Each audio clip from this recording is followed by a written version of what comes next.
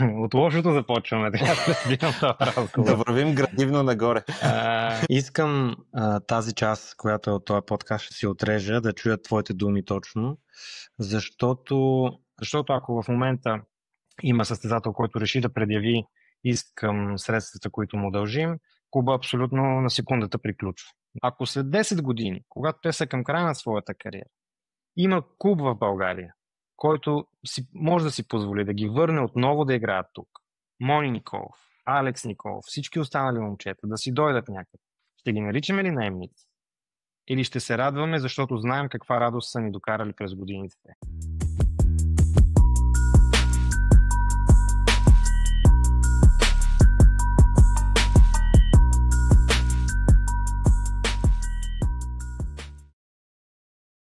Здравейте, приятели на Волейкаст, най-големия български подкаст за волейбол в България. Защото има още един друг.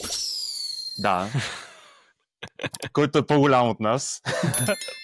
Поздрави на човека, той знае на Volleyball Explained. Точно от така. фенове за фенове сме ние. Аз съм Сашо и не съм отишъл в Германия, Анатолий не си бил в България. Беше си в България, но в момента не е в България. Така че днес решихме малко да разнообразим с промяната на реда. Освен да ви апелирам да се абонирате в YouTube, има ни в Facebook, TikTok, Instagram. Ако кажете в някоя друга платформа, дето не я знаем, ще се включим. И другото нещо, което искам да ви кажа е от 2 месеца насам вече имаме код за отстъпка в Underdog и в GiftTube, като Voley 10 ни е кода. Ако искате качествени изживявания, може да отворите GiftTube. Ако искате качествена материя и хубавитенски като нашите, отворете Underdog сайта, ще видите отдолу и линка към него. Така че сега да минем към Анатолий да разкаже кой ни е на гости днес. Здравейте от моето скромно студио в моя хол. Днес на гости. Кой ни е на гости днес? Това е много интересна тема. Днес сме малко по-различни, защото днес на гости не ни е волейболист. Както обикновено, обаче този човек може да разкаже адски много волейболни истории. Защо? Защото на гости ни е човека, един от хората отговорни за проекта Хебър. Такъв какъвто беше и какъвто е сега. Председател на управителния съвет на Хебър Пазарджик и член на управителния съвет на Федерацията по волейбол в България. На гости ни е Александър Иванов. Сашо, здрасти. На първо време много ми е драго, че си на гости. Просто как си? Здравейте, добре съм, благодаря. Благодаря за поканата. Ние с теб от много време се каним да направим нещо такова и се радвам, че днес е момента, в който ще го осъществим. И се надявам да разкажем някакви готини неща, които да са полезни и интересни. Супер, супер. И аз много се радвам, че си е на гости и ние също. Двамата много се радвам, че си е на гости, защото наистина това е, понеже ние сме от Пазарджик и двамата и ние имаме много голям сантимент и към отбора, и към това, което се случва и ще продължава да се случва. Да почнем от там тогава. Какво е сегашното състояние на клуба? Четохме един пост тук преди няколко дена. Разкажи ни малко по-навътре какво се случва. От лошото започваме, така да разбирам този разговор. Да вървим градивно нагоре. Така ето. Състоянието в клуба към момента изобщо не е добро. Казвам го с много болка, защото в последните години много борба хвърлихме, много емоции и енергия, но истината е такава.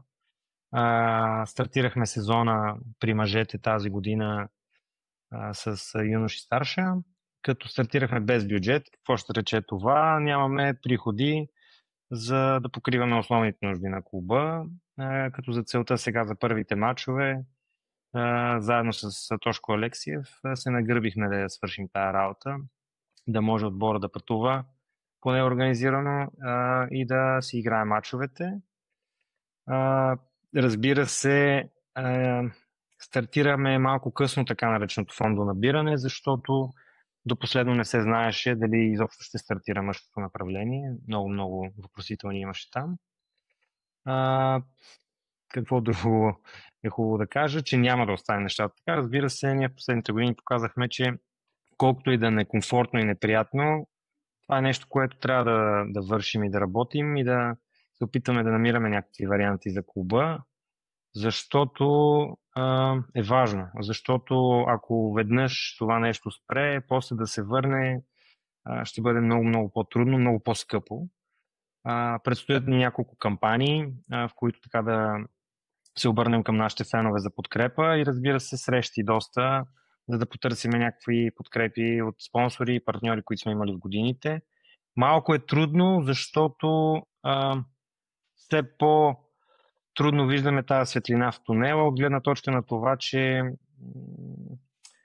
няма много подкрепа институционална и се налага да сме така в кълчища, хайде да го кажа, за да се опитваме да бутаме отбора, да го задържим, за да може да чакаме така наречените по-добри дни. Това е с две думи състоянието на клуба в момента. Ако трябва да погледнем позитивно на нещата, школата е изцяло подсигурена. Финансирането от Министерство на спорта и от Община Пазарджик към момента са достатъчни, за да се поддържат възнагражденията на треньорите и децата да работят добре, включително и в мъжко и в женско направление. Още един позитив е, че тази година имаме възможност така да дадем шанс на момчетата от старшата възраст да играят при мъже, за да опипат почвата, да видят как е. Работят много добре, работят под ръководството и на Тошко Алексиев и на Иван Иванов, така че ще се възползваме от тази лоша ситуация, за да извлечем нещо максимално позитивно за тези деца и да им дадем поле за изява.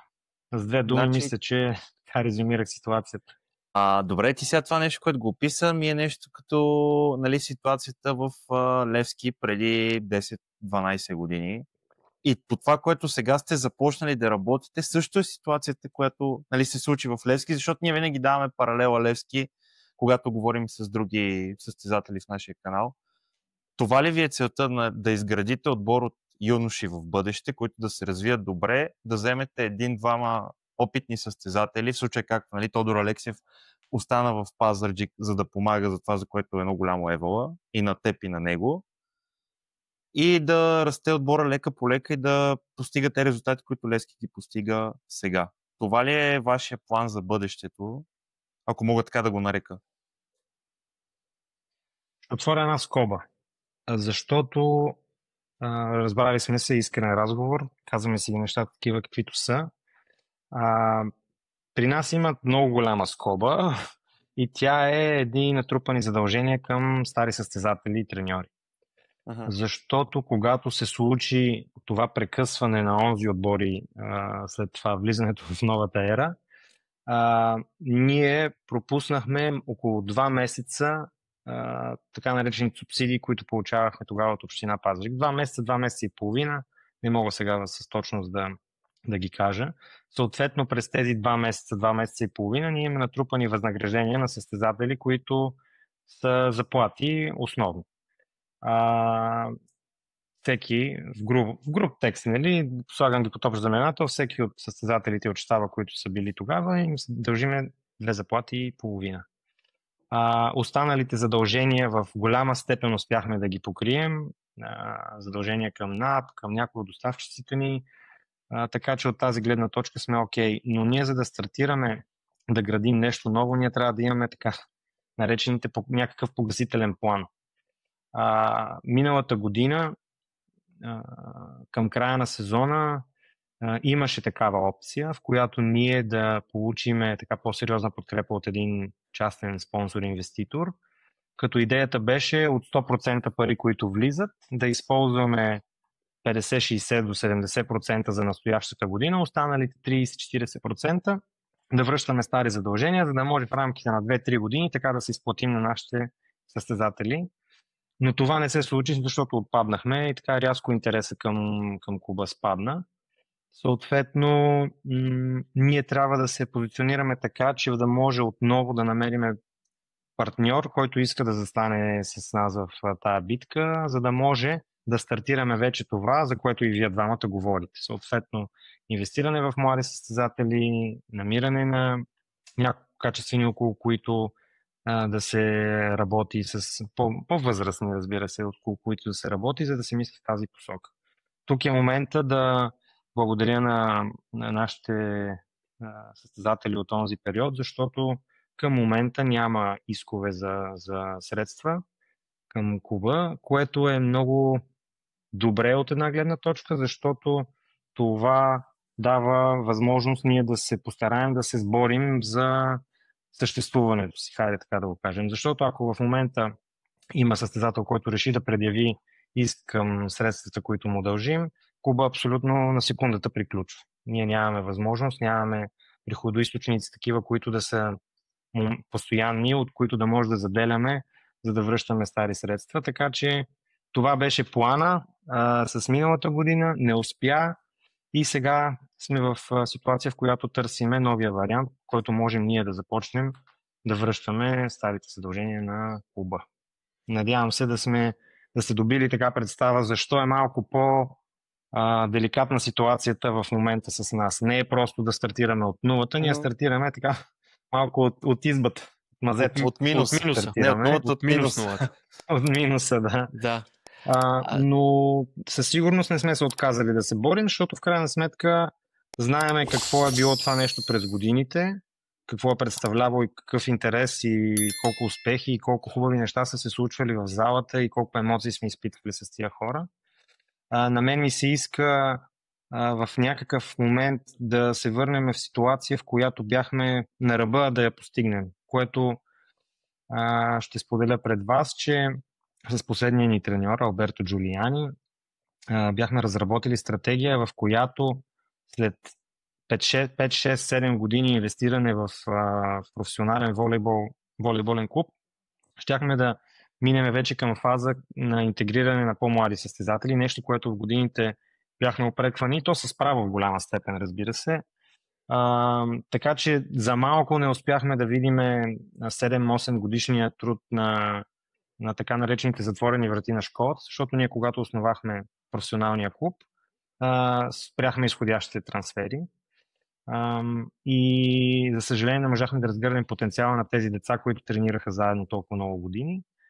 Но експертизата е тук, инфраструктурата волейболната е тук към момента все още, защото и там търпиме леки поражения. Така че аз съм оптимист и със сигурност ще продължа да се боря. Надявам се да дойдат по-добрите дни, а те по-добрите дни в някакъв момент ще дойдат. Чакай сега, това ми е много интересно сега да те питам. Тоест, то е имало вече план за подготвен за тия деца, а тия деца същите деца ли са, които в момента играят или са изчезнали на някъде и това са вече някакви вече втора, трета юношеска гарнитура? Тези, които миналата година основно бяха в клуба, Рангел Витаков го знаете, плановете за него бяха доста сериозни от Алберто. Заедно с него и другите момчета, Слави Кофов, Либеро и прочие, като тези момчета към момента не са в школата с изключение на едно, защото някои от тях потърсиха възможност да играят на други места, други към момента или не играят, или играят на по-ниско ниво. Така че малко некомфортно се получи като тайминг. Но това беше плана тогава. Много малко остана, но така се е случило. Сега така е трябвало да бъде и ще търсим решение за напред. Добре, а последно по актуалната тема да те питам, защо се случи това цялото нещо? Откъде дойде този целият катарзис? Аз си спомням това от днеска за утре беше цялото нещо. Той сезона беше наполовина тогава. Де факто, даже се пише статии в интернет, дано точките, които събрат този отбор да стигне, за да не изпаднат. И те стигнаха реално, но пък следващия сезон нямаш какво изпре. Та защо стана това цялото нещо? Да.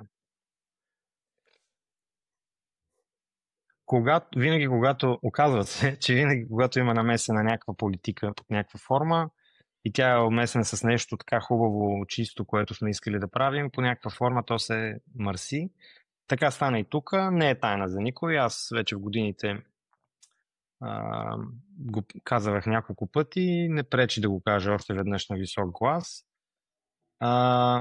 Изборите за кмет на Пазарджик.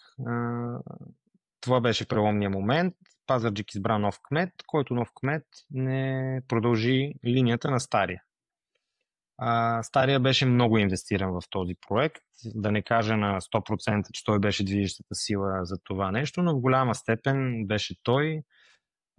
Той беше човек, който искаше така по-сериозните успехи, европейски изяви, национални купи, така, използваше го за инструмент на самочувствие на града, повод за гордост и много други неща, в които ще коментираме. Като след изборите с новия кмет проведохме разговор, който се промени на няколко пъти в движение. Първоначално момчетата от отбора дори тогава могат да потвърдят, че четвъртъкът след изборите кмета беше в залата, новия кмет, и им каза, че ще получат възнаграждението си така, както са оговорени.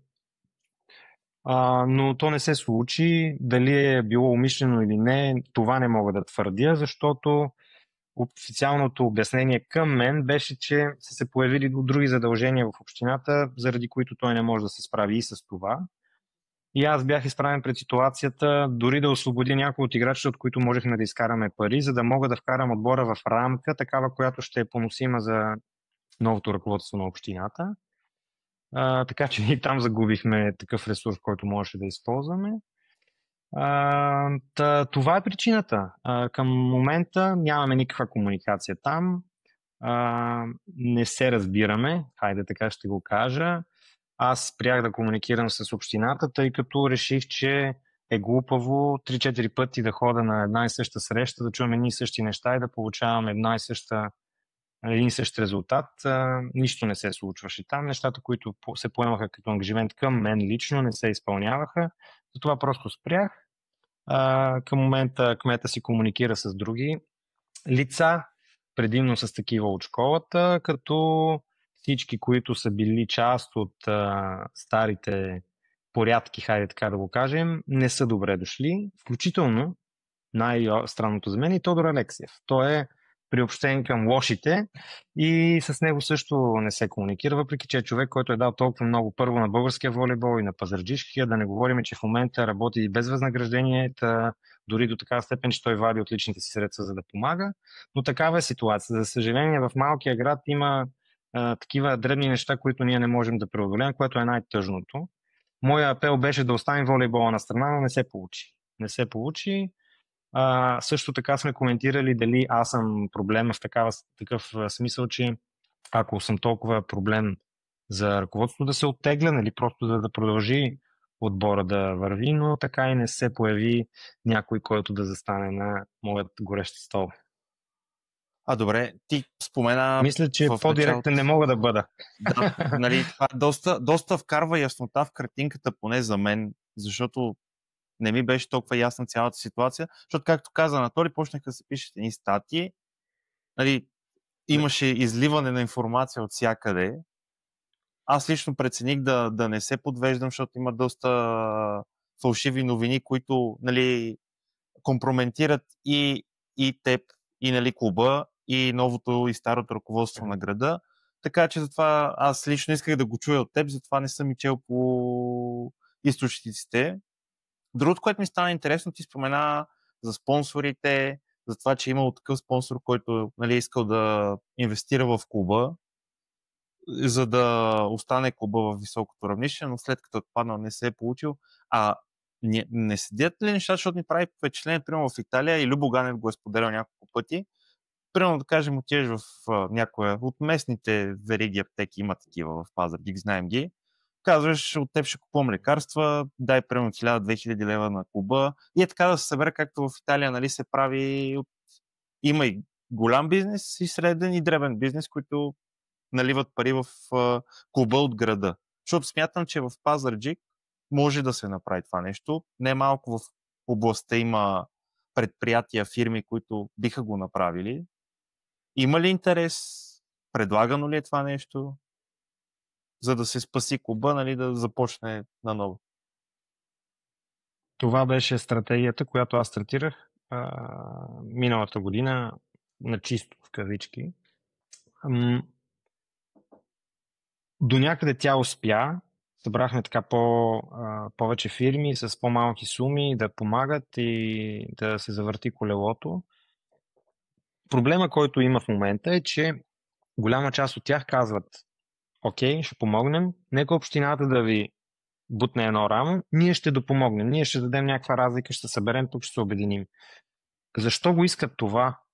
Да има институционална подкрепа? Защото ако ти дадеш, образно казано, 100 лева, ти не искаш тези 100 лева след един месец да изчезнат. Ти искаш да знаеш, че сезона ще завърши, всичко ще върви, ще се ангажират с някакъв позитивен проект, при който хората ще виждат резултат. И колкото повече се отваряше тази дупка между клуба и общината, толкова повече по-трудно ни беше на нас да намираме и партньори. Миналата година, например, имахме едни определени уговорки, те така и не се случиха в крайна сметка. Беше много мъка за това, че имахме уговорка за една сума, случи се така, че ние изхарчихме по-малко пари и когато отидохме да си ги поискаме в общината, дори това ни беше трудно да вземем. Ако хипотетично са ни обещани 100, ние изхарчихме 60, при опити да си ги възстановим и това ни беше трудно. И там трябваше да се правят някакви кълбета напред и назад, да ходя аз по колеги общински съветници, да им търся подкрепа, защото нямахме тази сигурност. Така че много е сложно, когато не работим в една посока, не гледаме в една посока, когато няма разбирателство, когато няма комуникация. Това е основният проблем. Иначе аз съм сигурен, че ако стартираме с една твърда основа и аз ако направя 5-10 срещи, ще имаме успех, както беше и миналата година. Сега просто е по-трудно, защото буквално, както ви казах, стартираме без бюджет, колкото е абсурдно да звучи. Не съм се отказал, дори тази седмица с Тошко Алексия се чухме малко преди подкаста. Ще направим няколко срещи първоначални, да видим какви са нагласите, преди да започнем да ходим и при останалите ни отминали партньори, такива с които сме говорили за напред. Но просто дневният ред в града се измести, изобщо спорта остана така леко в сянка и не е такава заглавна тема, каквато беше допреди. Защото знаете, не знам дали си спомняте, 2020 година дори Пазарджик беше европейски град на спорт. Това беше още го има отпред на залата. Да, още стои, да. И на общината още стоят винилите с 2020 европейски град на спорта, но тогава имаше, може би, над 150 спортни събития в града. Всеки уикенд, през седмица се случваше нещо, дали ще е плуване, фехтовка, шах, каквото и да е. И заедно с това, ние като волейбол бяхме като флагмана на цялото това нещо, защото бяхме много успешни, съответно. Европа, България, бяхме постигали резултати и тогава беше различно да отидеш и да кажеш, ето, аз съм председател на управителния съвет на волейбола, президент съм, дайте тук да организираме нещо, да подкрепим. И сега е малко като президент на водопад. В крайна сметка, не е същото, просто защото тежестта на спорта и на клуба не е такава. Затова ще ни е малко по-трудно, но пак казвам, не се отказваме, гледаме в тази посока. Вариант, както стана с Локоавия, там не знам, казвам си, не съм запознат дали община Пловдив нещо финансира Локомотив Пловдив, но както Авия са генерален спонсор, казаха, окей, елате от Дупница в Пловдив, просто сменяме името на отбора.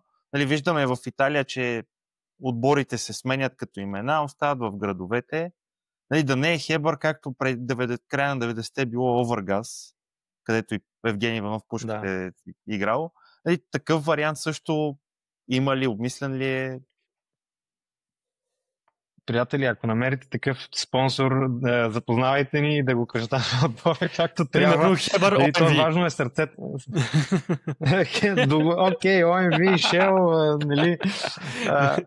тук абсолютно съм окей. Ако имате такъв човек, докарайте го тук, ще направим каквото е необходимо, защото важно е сърцето на този клуб, а той е в състезателите, в залата, в хората. Как ще се казва е детайл, който ние ще сме склонни да търгуваме, разбира се.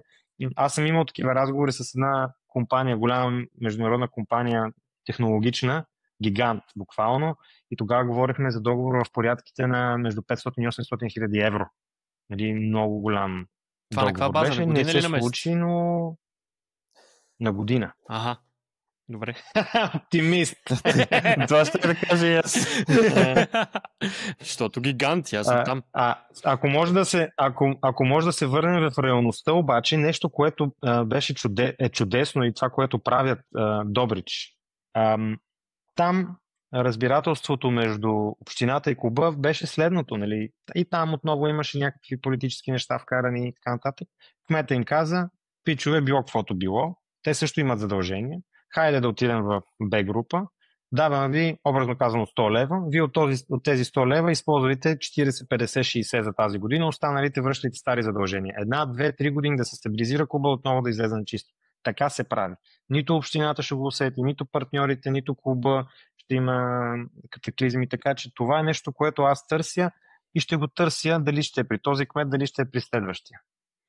Добре, виждам, че лека по лека дигаме градацията. За усмивки се появиха тук на лица по разни шеги. Но второ, да дигнем малко и така ентертеймента, така да се каже, на този епизод. Да те върна как започна това цялото нещо с Хебър, защото аз си спомням, после ще минем и през това, аз имам много яка аналогия за цялото приключение, целият проект, който беше там. Как започна това нещо и ти кога влезе? Аз влезнах още от началото на така нареченото възраждане на професионалния волейбол. Тогава на стария кмет проведоха няколко срещи. Тук, ако не се лъжа, даже и Пламен Константинов беше идвал да му говорят на тема това колко е важно спорта и така нататък. Генерално доста спортни деятели, не само волейболни, са се изредили през кабинета на стария кмет, защото през първите си мандати той беше много от най-популярните кметове в България, много сериозна подкрепа, правеше готини различни неща и спортните хора усетиха, че той може да е такъв, който в кавички ще го кажа да клъвне на това да се инвестира повече и по-целенасочено в спорт. И на една от тези срещи, след едни от изборите, сега вече не си спомням като години, може би 2015 година, може би е било след изборите 2015, така той каза, че ще възражда професионалния спорт, футбол и волейбол. Първо волейбол, после няколко месеца по-късно и футбол. Като тогава му трябваха хора, на които той разчита и знае, че може да има доверие, за да следят така наречените финансови потоци. Аз така бях вкаран в управителния съвет, за да следя дали парите се разходват, да има все пак някакъв представител на този човек в клуба. Така влезнах и между другото и в футбол и в волейбол. По този начин се озовах в клуба, но лека по лека, защото аз съм много енергичен, много идеен, с много сериозен опит такъв организационен и лека по лека ми стана интересно, започваме да правим неща, които ние сме ги правили на други места, но не в спорта, които бяха много иновативни за спорта. В голяма степен човека, който инициира този подход и тази свобода, беше Атанас Петров, защото около него се изгради първият мъжки отбор в Висшата лига тогава и с него заедно и с още няколко човека, но основно той като двигател прави много готини неща, много различни до такава степен, че в началото във Висшата лига музиката между точките беше нещо странно и съдиите правеха забележка. По-скоро делегатите, нали, каква е тая музика, тук как така няма да има музика между точките, нали, това е утвърдена практика в световен мащаб. Така че оттам тръгна много години назад. Заедно сме сменяли лампите в залата, фолиото по стените, такива неща, които сега като виждам залата до какво ниво стигна и как се провеждат толкова много други събития, ми е много мило да видя, да си спомням откъде сме тръгнали. От цикленето на паркета и смяната на старите лампи до тая зала с осветление, с озвучаване, екрани и нови седалки. Ние сме играли и в двете. Да. С Сашо. Знаеш за какво говориш. Сашо, много добре. Кой ни беше на гости, викаше вънка -5, залата -8. Имаше го и този момент. Аз го казах това. Няма да забравя една година тренираме да. с ръкавици, защото се цепеше кожата от стол. Това се цепи кожата вътре. Ти цепиш. И ако ние първите години... Да, извинявай, прекъсна. Не, то исках да вметна, че с Анатолий, като сме тренирали зимата и не помня, беше на един матч на Хебър, в февруари месец, няма да го забравя, вънка беше си студено, влизам вътре, топло, вика Анатолий, това не е нашата зала, бе. Аз друго сеща, ние много често се базикахме, като ходихме по мачове и идва прекъсване. При някой тренер взима прекъсване. Ги бях брил между 23-25 спонсора за 30 секунди се изрежда от диджея. Това беше някакъв рекорд тогава. На всяка секунда имаше по едно име на спонсор. Чувствах се едно, че се прибирам в Италия, а не в Пазарджик. Да, това беше много як момент тогава. Това в кръга на майтапа и всичко, нали. Добре, мен друго ми тия неща, които ние сме ги гледали на Запад, сме искали да ги интегрираме тук, включително с Наско Петров, тогава гледах на NBA, за тия маскоти и така нататък, много се гледаше NBA. Ако искаш, извинявай, знаеш колко години се чудехме кой е този тигър? Знаеш ли колко години се чудех кой е този тигър? А то се оказа, че е 2 чина довдясно от мене. Точно така. Точно така. Аз го разбрах в 12 клас това. Ние сме имали и момче и момиче, там беше даже интересно, защото имаха игри, там карахме хората да познават кой е вътре, момчето ли е момичето, като видиш някой да прави лицеви опори на едната ръка, не беше момичето. Не, що специално тя може да може. Моменти там. Да, бе. Да, но интересно, само извинявай, че се сетих за нещо, като каза за залата.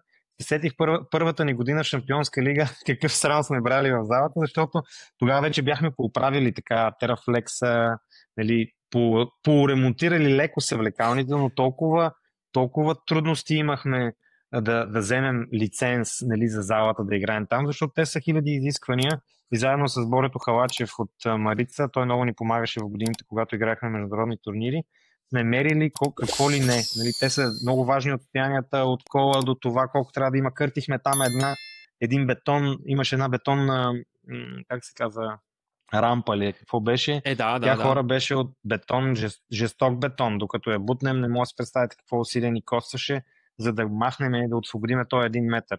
Отзад няма да коментирам съблекални, те трябваше да са мъжка, женска и двете с душ, нали. Такъв срам са бали с тия съвлекални и с тази зала, че наистина и тогава беше момента, в който много се оплаквахме на кмета и той каза, окей, ще направим ремонт, ще инвестираме. Правихме фасадата лека по лека вътре. Стана, нали, за това, което има като съществуваща база, стана много добре. А друго си да те питам, защото ти каза, понеже прецедент и още в началото си бил в клуба, добре, ти като се изграждаш лека по лека и се изкачваш в клуба, как се води? Бил ли си ни интервю за работа, примерно, в този клуб? Или под някаква форма просто някой те е забелязал и казал, искам него? Парашутист. Виж сега, тук защото аз се спомням, ти беше сложен. Ти беше в The Voice по-на време, помня, преди години. Оттам те помня. Не, ти ме бъркаш с едно приятелче, което също продължи да работи в клуба. Ти ме бъркаш с Лазар. Лазар е телевизионно изявяващия се. Аз не съм бил в The Voice. Аз се занимавах основно с един бизнес, който все още имам, който е свързан с сферата на комуникациите, маркетинга и прочие. Това ми беше нещо, което стартирахме.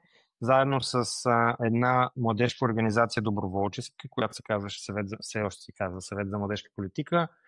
Там събирахме много активни младежи от града, които участваха активно и в работата на волейбола. Съответно всички стюарди, които се виждали по мачовете, всички хора, които се занимаваха с социални мрежи и така нататък, те неща се случваха безвъзмездно за клуба от доброволци. Тогава имахме около 100 младежи, които се включваха активно в работата на клуба, включително и като фенове. Те пътуваха заедно с отбора, организираха се като агитка, наемали си автобус, мърч си правеха, много добре организирани млади хора. И организирахме доста фестивали тогава в този период, но това ми беше дейността на мен, страничната от волейбола. Но поетапно той започна да взима все повече тежест. Аз, разбира се, продължих да си движа страничните неща, но волейбола по едно време си беше като full-time job, защото особено когато вече гонехме големите цели и европейските амбиции, там вече отиваш на друго ниво, много по-голям клуб, много по-голяма администрация, офиси, документи, всякакви договори, които трябваше да сключваме, срещи постоянно, работа с състезатели, работа с треньори, търсене на състезатели, активна работа беше при клуба, доста сериозно. Добре, ти каза за, нали, големите успехи и така нататък. Как се решихте, че, нали, ще се започне влагането в големи състезатели, нали, дори леко на по-голяма възраст, и да се гонят успехи в Шампионска лига? Кога повярвахте, че това нещо е възможно, за да се инвестира повече в клуба? Кога дойде този момент? в движение, защото когато влезнахме в Суперлигата, направихме необходимите стъпки, за да привлечем състезатели, които бяха на утвърдено ниво в страната.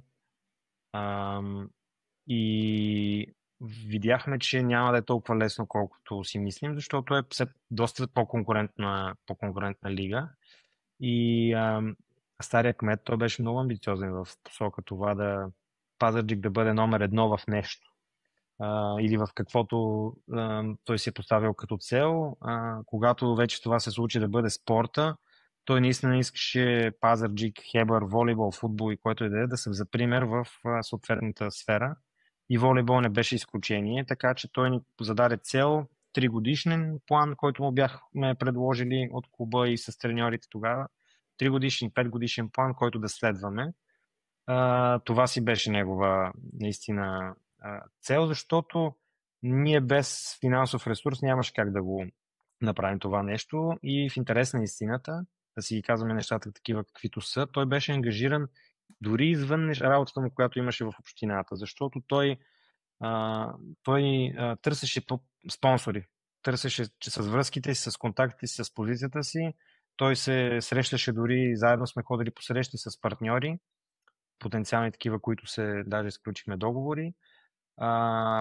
Обръщаше внимание специално на състезателите. Това могат да го потвърдят и тези от футбола, с които се е срещал и всички такива, които постигаха по-големи успехи. Така че той беше много инвестиран в този процес и от него дойде тази енергия и финансова подкрепа.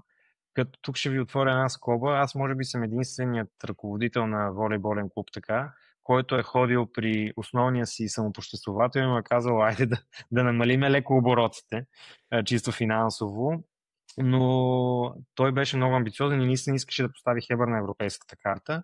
В голяма степен успяхме. Искаше да вижда легендите на България да идват да се отново в България. Такъв беше и ходът ни с Тодор Алексиев.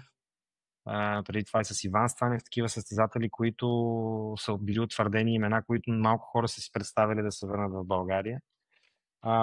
Такава му беше и амбицията и за други състезатели, включително Скримов, Соколов и Сказийски.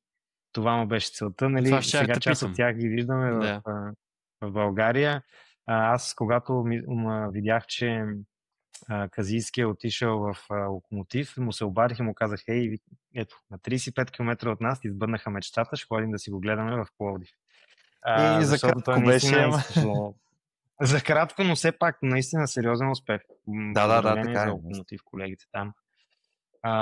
И с Цветан Соколов сме водили разговори и с Тошко Скримов и това беше идеята. И сега ще ви кажа нещо, защото ние много държа да го кажа това нещо, си го мисля от няколко месеца. И ще използвам възможността да направя дебют на тая моя мисъл. Много хора в годините ни критикуваха, че каним състезатели, които са на края на своята кариера, които са наемници, така ги наричаха, които идват тук, нали, и после ще си тръгнат, ако нещо се случи и така нататък. И сега, през призмата на този успех, който постигна националния ни отбор, искам да се обърна към критиците ни, които имахме в годините.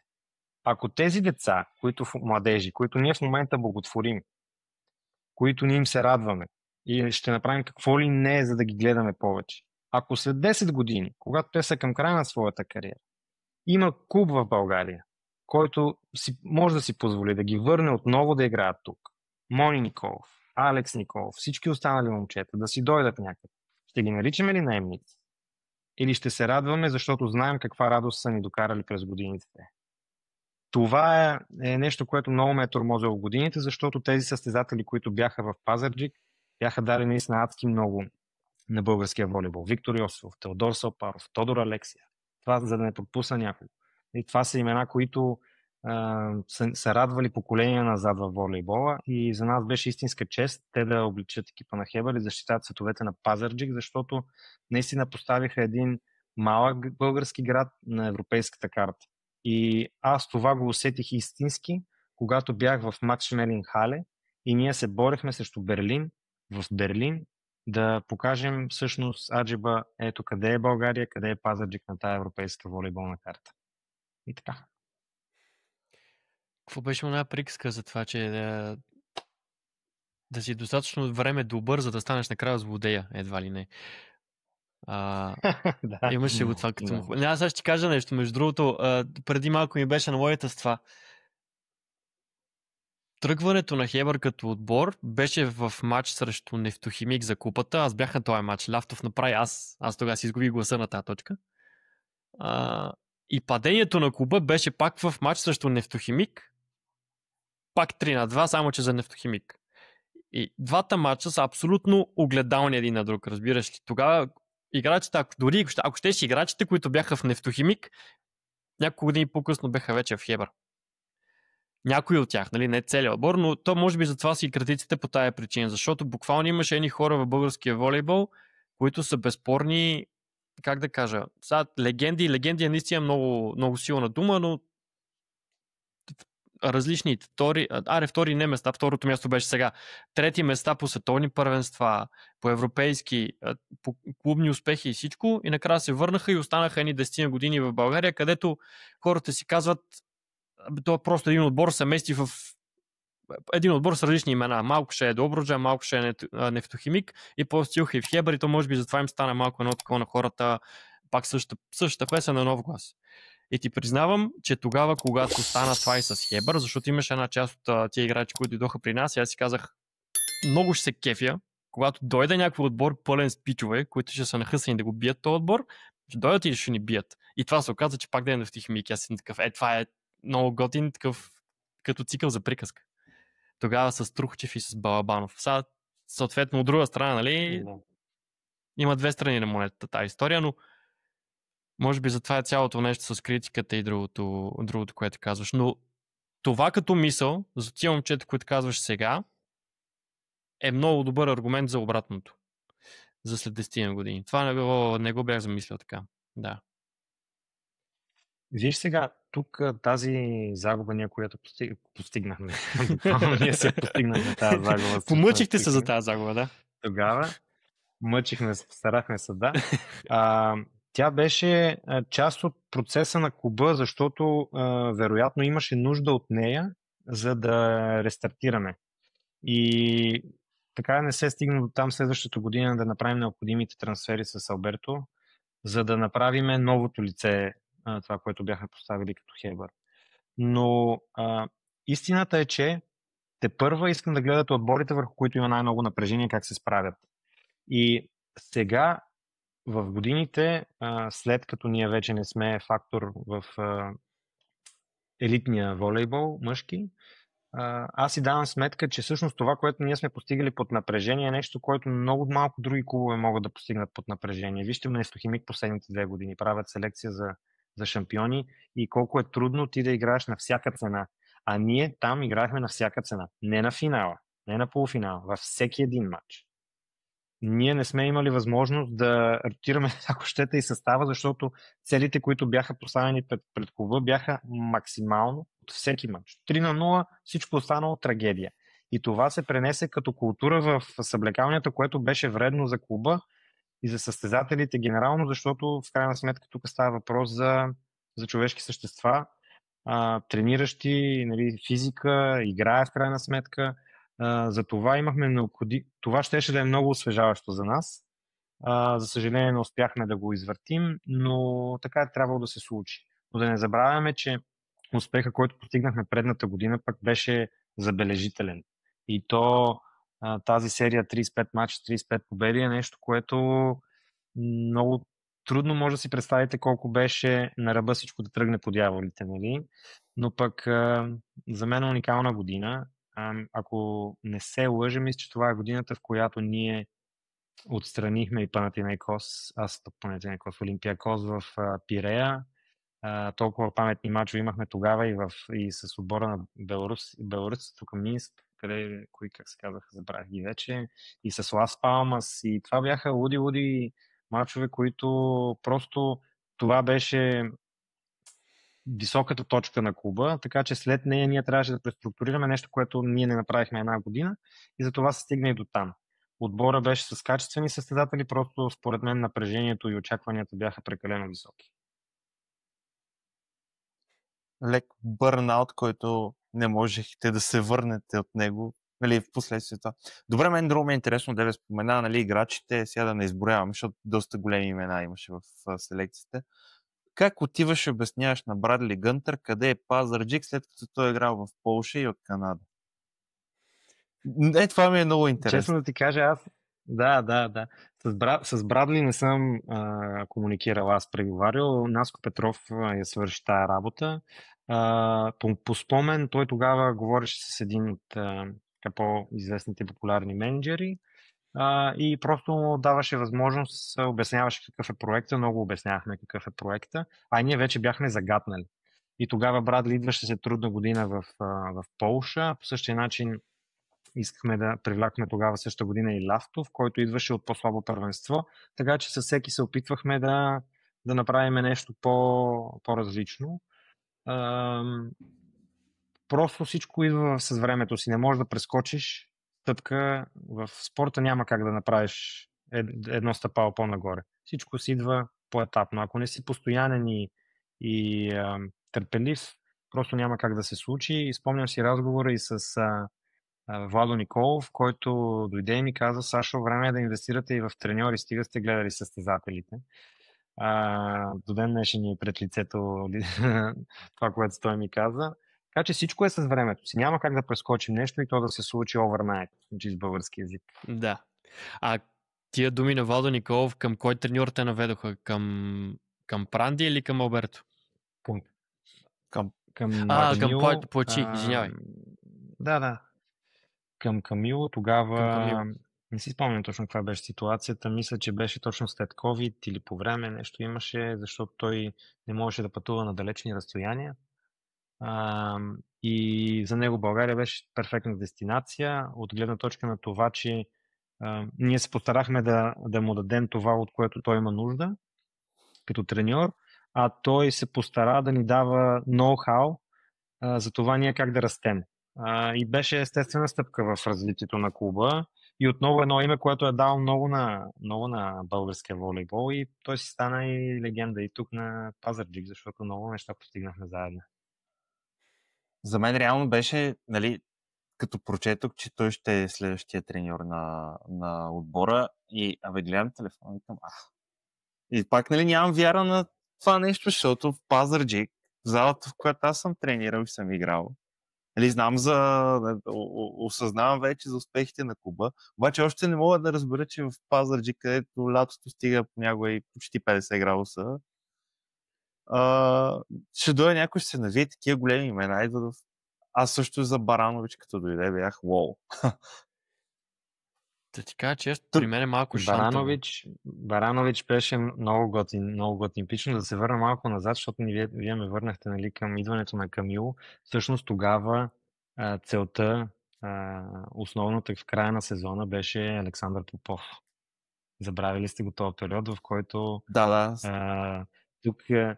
тук беше едно ухажване, едно сваляне на звезди към Сашо Попов, защото ние с него, нали, спечелихме титлата.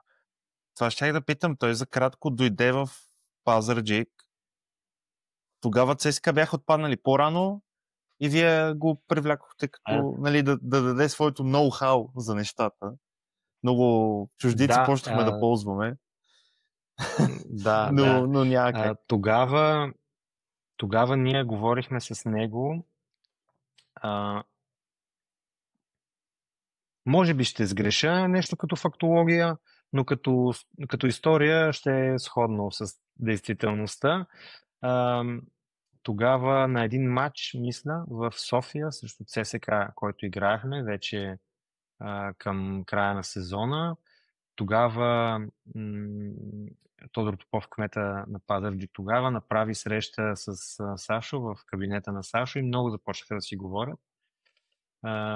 Много разпалено, и кмета каза много хубави думи за Сашо. И когато ние изпаднахме в ситуация, в която бяхме останали без треньор, заради проблемите, които имаше Драго тогава, здравословните, той се обади на Стоян Самунев и му каза, абе, тук кмета ми каза много хубави неща, такива неща, които нали, малко хора са ни казвали в очите и мисля, че е редно да се опитам да ви помогна, защото знам, нали, вижда с какъв заряд и с каква енергия правите нещата. Нещо в тази посока беше цялата ситуация по идването на Сашо Попов. Беше много динамично време, в много голяма криза бяхме изпаднали тогава чисто персонална, нали, като хора, които са в клуба и той се включи буквално за последните матчове от полуфинала, може би. Стоян води отбора на плейофната фаза. Първия матч срещу Локомотив, мисля, първите матчове срещу Локомотив и след това Сашо се включи за матчовете с Монтана, които за една точка не отпаднахме там. Сапушков тогава изпусна една атака, контра и обърнахме развоя в Пазарджик. И после спечелихме и титлата и след това всъщност Сашо имаше много проблеми в ЦСК, много сериозни проблеми в ЦСК и той трябваше да вземе решение дали да дойде в Пазарджик с ясното съзнание, че ако го направи, ще има много трудности в ЦСК. Хайде така ще го кажа. Сигурен съм, че му е било тежко като решение, защото предложението от наша страна беше добро. Меко казано, чисто като организация и като неща, които ние предоставяхме като клуб. Даже нещо, което си спомням сега е, че той беше споделил, че събужда се, мие си зъбите, идва в Хебър. Обува си обувките, остава в ЦСК. Излиза от вратата, идва в Хебър. Тръгва по улицата, остава в ЦСК. Нали? Че е било всъщност наистина тежко решение, но в крайна сметка, може би заради това, че феновете и хората около ЦСКА се дадоха сметка, че ако този човек има реален шанс вече да си тръгне и нещата ще отидат много назле в клуба, това беше така мобилизираща сила за всички да намерят подкрепа за ЦСКА и спонсори, защото ако не си спомняте, и те бяха в много тежка ситуация. Но с Сашо продължаваме да имаме добри отношения. Аз много го уважавам за това, което той ми е показал като човек, като професионалист и за нещата, които даде на Пазарджик. Първата незабравима титла. Добре, сега като си превъртиш, примерно, моментите от началото до сега, можеш ли да избереш един момент, с който се гордееш най-много? Някакъв за теб. Защото много лесно може да избягаш и да кажеш Требала. Но някакъв конкретен момент, за който, примерно, само ти знаеш. Само за който аз знам, ще се сетя, може би, като приключим с вашия разговор, защото сега не се сещам, но сигурно като отворим ще се сетя и аз. Но за мен много бях горд с нещата, които направихме в Гърция. Наистина, срещу Олимпиакос в Пирея, тогава много ми беше емоционален момент, защото това беше така нещо, което толкова много искахме и през толкова много перипети минахме и всичките неща, които се бяха случвали с освобождаването на Наско, после с проблемите на Драго, после с Сашо, после с неговото неоставане, търсенето нали, на Камило, правенето на селекция в движение и момента, в който ние така вече отпушихме нещата. Първо, падаме в Лас Палмас 3-0, бием ги тук с златен гейм, падаме от беларусите, бием ги там. И изведнъж нещата срещу Олимпиакос така се подредиха и беше Олимпиакос, грант в волейбола и така може би тръгнаха нещата в правилна посока. А мен това ми е много интересно, като казваш падаме, бием. Това са едни такива амплитуди, емоции, всичко и просто си представям с... Значи ти, Тодор Алексиев и Теодор Сапаров и Теодор Тодоров, дори Вики Йосифов в една съблекалня следят тия моменти. Защото сме чували легенди за тия хора. Ние с някои вече имаме тук-там по един-два разговора, с други сме си писали, с други следва да си пишем и много ще се радваме да си ни гостуват. Разкажи ми ти обаче какво става в тази съблекалня с тия хора тогава. Това са уникални хора, уникални скици.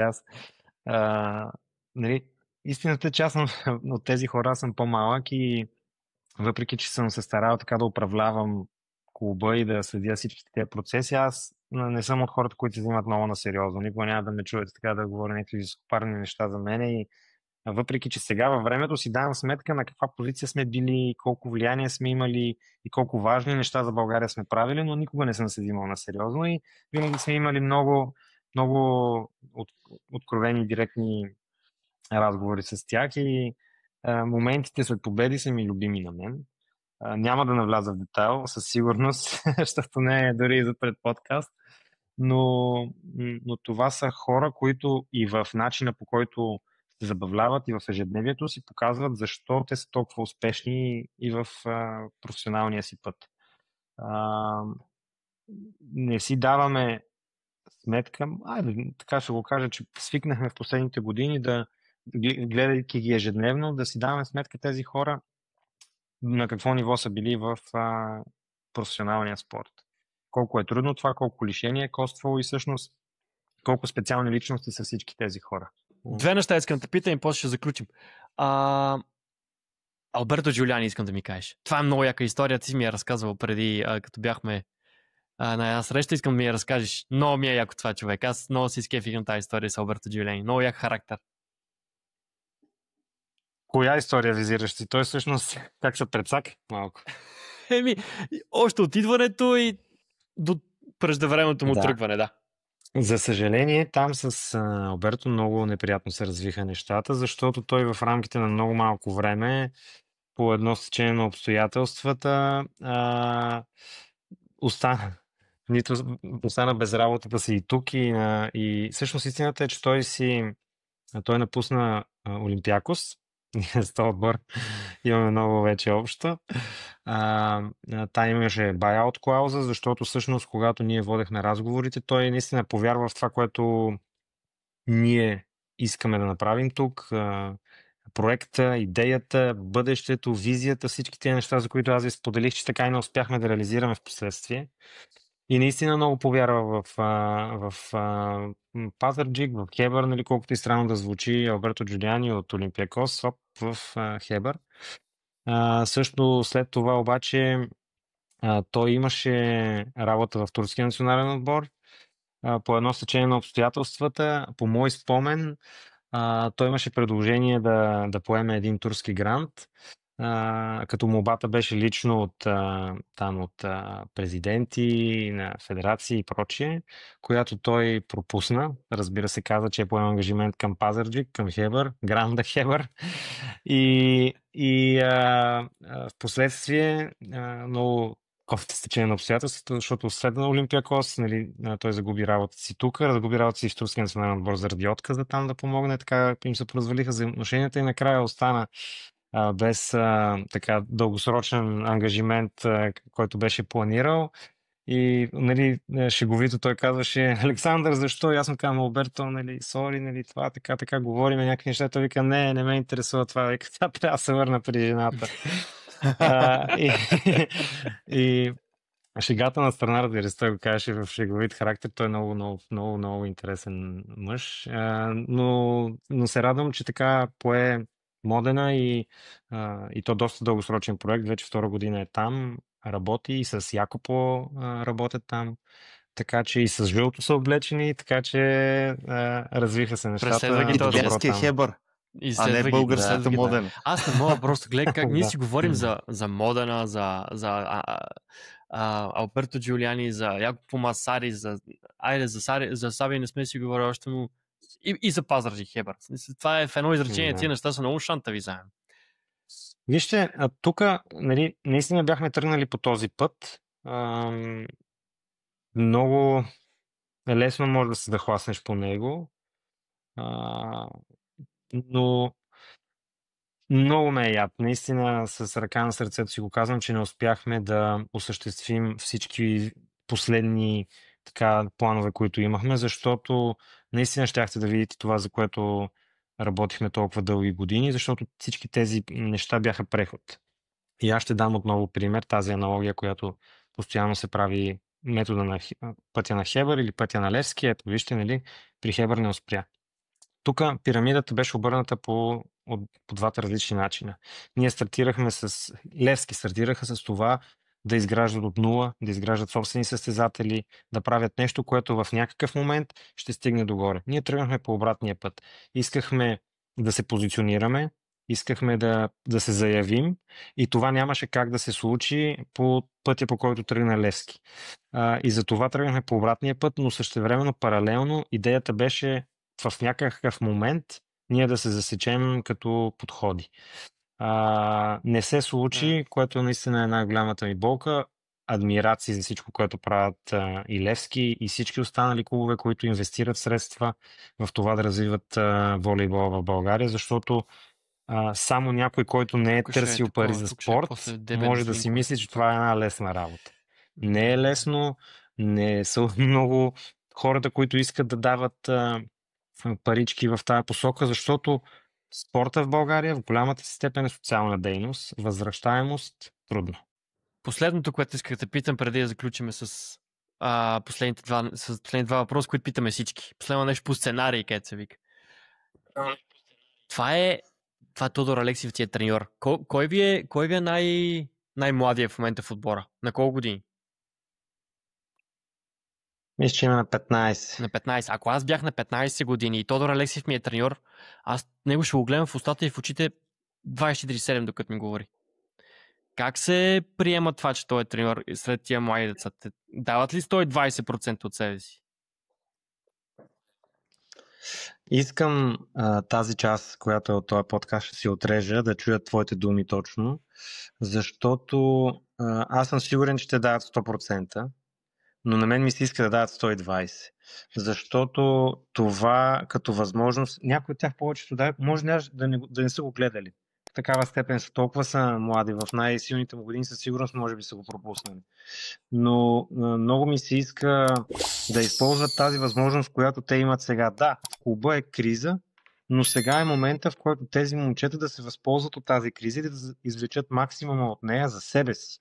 Остави клуба, остави града, за себе си да извлечат. Защото да имаш такъв човек, който да ти е под ръка, а той е много комуникативен с тях. Всичко друго, което не е в живота си, Тодор, е с децата. Говори много с тях, обръща им внимание и подхода, който има, според мен е забележителен и ако той предприеме правилните стъпки и за себе си в следващите години, той има много бъдеще като треньор, според мен, особено за подрастващи, защото подхода му е нещо, което много рядко може да се види, според мен. Ако аз не знам как процедирате като цяло, нали, чисто психологически с тия деца, защото на тренировка е ясно, но ако има как да ги съберете всичките и да организирате, примерно, един ден в седмицата или 2 часа на седмица да гледат само мачове на Алексиев, ако не го познават по някаква причина, защото аз не мога да се обясня как, примерно, аз съм на 15-16 на уния години и не знам Тодор Алексиев. Сега, примерно, кой е сега на неговото равнище един вид пенсионер? Те всичките са млади, някой се пенсионира. Пенсионер, то пък го реди. Не, защото тогава, нали, преди такъв волейболен пенсионер, айде. Ми добре да кажем на твоите години, като си бил на 15, Пламен Константинов. Примерно, да. Аз нямам. То тогава и телевизори не е имало много, за да го гледам. Има само YouTube клипчета. Аз не мога да гледам мачове на Пламен тогава по телевизията, но ако има как чисто психологически просто да чуят, било то коментатор как казват нещо след точката на Алексиев или някакви моменти, в които той просто отваря така очите зорко след като вкара някоя топка стабилно или Теди как му се хвърля на гърба. Такива малки неща, за да им влезнат в главата на тия деца, тия психологически моменти и да им се промие мозъка. Не знам как процедирате ли по някакъв такъв подобен начин? Към момента не, аз казах, че всъщност ситуацията беше много колеблива до последно. Нали, нямахме яснота какво ще се случи. Във времето назад повече внимание обръщахме на младите, това е факт. Но аз ще приема този наш разговор като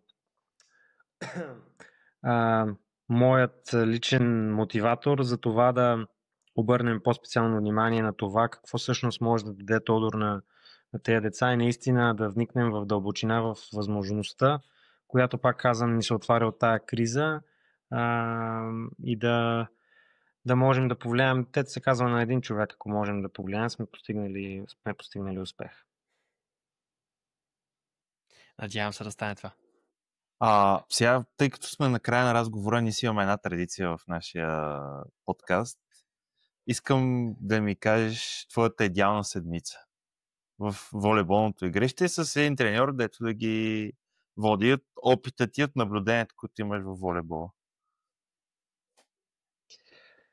Такива бели ще ме вкарате сега, че не е истина. За час и половина нямаше бели, това ще е първата беля.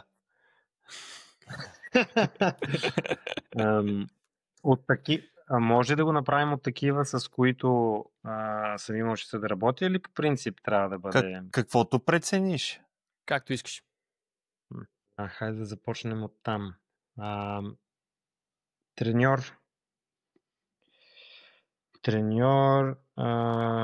Не за друго, а заради сантимента, който имам там, заради нещата, които стартирахме, ще кажа Наско Петров. Знам, че най-големите успехи, които постигнахме, бяха с други треньори, но фундамента, който поставихме, беше точно там. Моят сантимент, аз съм много сантиментален за такива неща, ще си остане при него. Сега ще ме вкарате в друга. Смисъл, това са много лични неща, които, в смисъл, с всички съм изпитвал толкова хубави периоди. За Диагонал отново имам сантимент към Брадли, защото освен като човек и като състезател, отново там успехите, които постигахме и така извървяхме много дълъг интересен път. Разпределител. Тук ще ми е много трудно, защото от една страна ще направя някакъв комплекс. Може би ще използваме опита и работата, която върши Баранович, с отношението, което даваше Добри, с характера и мъжествеността, които имаше Георги Георгиев, и с авторитета и постоянството на Иван Станев. Така може ли да се размина? Някаква екзодия направи в момента от тия. Наистина, но много успешна екзодия, ако му да. Волейболна екзодия. Да. Ръката на ония, крака на тоя. Да. Да, просто при тях всички имаха много силни качества и така са ми се запаметили, защото този пост знаете колко е специфичен. Да, доста добре, нали, комплексно, какъвто е поста, го обясни, смятам аз. Да. Въпреки, че аз нямам волейболен бекграунд под никаква форма, смятам, че така с годините понаучих нещо. Докъде сме? На център. Да. Център. Виктор Йосифов, разбира се. Там много неща и качества у него виждах аз, които разбирам защо са го направили толкова успешен. Теодор Тодоров, един любим мой централен блокировач. Разбира се, има и много други. Наистина с толкова сме работили. Аз много харесвам Къртев и като човек, и като състезател. Много харесвам Илия Петков, с него имаме страхотни взаимоотношения. Той е много свестен и сега с този успех, който постига. Наистина ще обидя някой. На 4 Тошко Алексиев, той на мен си ми е слабост. Онзи сервис, за който ти, Анатолий, каза на Лафтов, също не може да го забравим никога. Много играчи сме имали там. На Либеро Тери Салпаров. Тери Салпаров, какво да го коментираме. Някакво стане, да. Просто той си е супер. Сега просто като ме карахте да се заговоря за тия неща, се сетих за толкова ситуации, защото аз съм от тези хора, където въпреки, че са част от отбора, аз винаги съм си стоял в трибуните и съм си бил част от феновете, защото за мен, за да си успешен в нещо, ти трябва да гориш в нещо. Аз съм много горях в това и хвърлях адски много енергия. След мачове се преобличах със сигурност, защото не бях много приятна компания по мирис до мене, защото хвърлях адски много енергия, адски много емоции. Не знам как не съм прескачал игрището, за да... там включително извинявал съм се включително и на съдии, защото аз си го имам това в мен. За това толкова много смятам, че постигнахме толкова много успехи и така изглеждаха нещата по този начин, просто защото всички, освен мен, всички в екипа, и Надя, и Лазар, и всички, които са били там, сме горяли в този отбор и във всички тия неща, които сме правили. Сме го правили с адски много енергия, с адски много емоции, с адски много сърце. И за това смятам наистина, че такъв беше крайният продукт, толкова визуално добре и като съдържание издържано. Виж, това е нещо много хубаво, което казваш в момента, защото наистина това е целта на нас като подкаст в момента, за да успяваме да връщаме хората, които са минавали през някакви моменти, да ги връщаме към тях, за да може по този начин да изкарваме емоцията и по този начин да популяризираме още повече самия спорт, защото какво е, нали, цар футбол си е цар футбол, обаче има и ето още един спорт отборен, който на всичкото отгоре е още по-успешен. И това някой да му го вземе. За съжаление, защото, нали, футбол е друга история, но да се върна. Това ми беше целта на цялото нещо, да те поканим тебе, си поговорим малко за това нещо, защото, нали, както говорим за сантименти, на нас Пазарджик си е все пак родното място и искаме да покажем, че не всичко е загубено. Деца вика една приказка, брат ми е ползва много често. Няма, спокойно, всичко е загубено, не се притесняй. Не всеки път е така. Не всеки път е така. Така че се надявам се това, което правите в момента, колкото и да е трудно, да е преодолимо, да не е невъзможно, защото няма невъзможни неща. Деца вика, няма как да няма как. Така че ви пожелавам абсолютно и на двама ви, и на всичките, не само на вас двама ви, огромен успех за напред. И ще заключим с последното нещо, макар че аз знам какъв ще е отговора, ама трябва да те питам. Кой да бъде нашия следващ гост?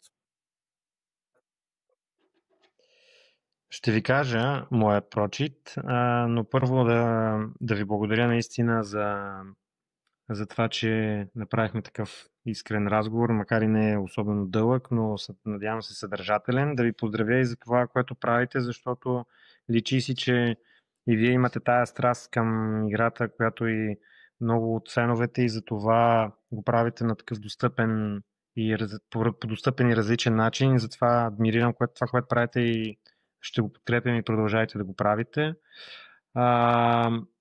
За пръв път говоря на тема волейбол от много време, защото в последните 2 години така умишлено запазих мълчание, за да може нещата да се случват. Нали, щастието обича тишината, аз наистина това го изповядвам и това ми беше и целта, но наистина дойде този момент, в който малко, освен да поговорим за хубавите неща, които се случвали назад във времето, да адресираме и проблемите.